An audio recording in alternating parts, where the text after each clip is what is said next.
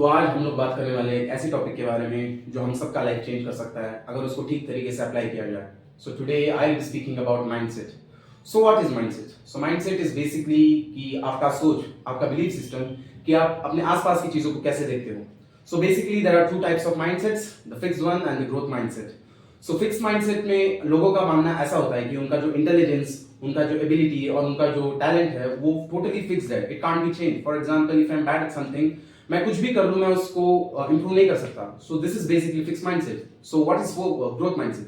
Growth mindset में लोगों का मानना ऐसा होता है कि इफ उस एबिलिटी पे प्रॉपर्ली काम किया जाए, उसको टाइम दिया जाए और एक डिसिप्लिन फॉलो किया जाए, तो you can improve in a certain thing. For example, if before I used to believe that I'll not be able to speak in front of camera, but now that I'm speaking in front of camera, I'm doing this as a practice to improve myself and bring changes in this activity.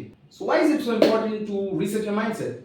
So in life we'll face lots of challenges and lots of failures, but अगर आपका वही पुराना घिसा पिटा fixed mindset रहा, so you will not be able to cope up with the failures.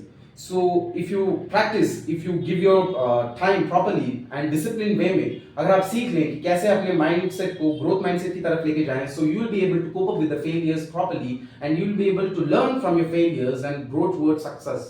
So how to reset your mind? Practical tips.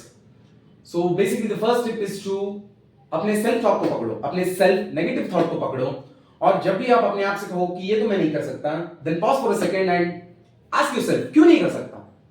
So yeah, doing that will question yourself कि क्यों नहीं कर सकता. If I can practice, if I can put in time, then definitely I can achieve that. And the next step is कि चीजों को सीखने के नजरिए से देखो. हर सिचुएशन और हर एक्सपीरियंस से कुछ ना कुछ सीखने की कोशिश करो और फेलियर्स को अपने फीडबैक की तरह ट्रीट करो. So the next step is surround yourself with growth minded people जो आपको ग्रो करने में एनकरेज करे और खुद भी ग्रोथ सिस्टम में बिलीव करें. So that's it for today's video. See you in the next.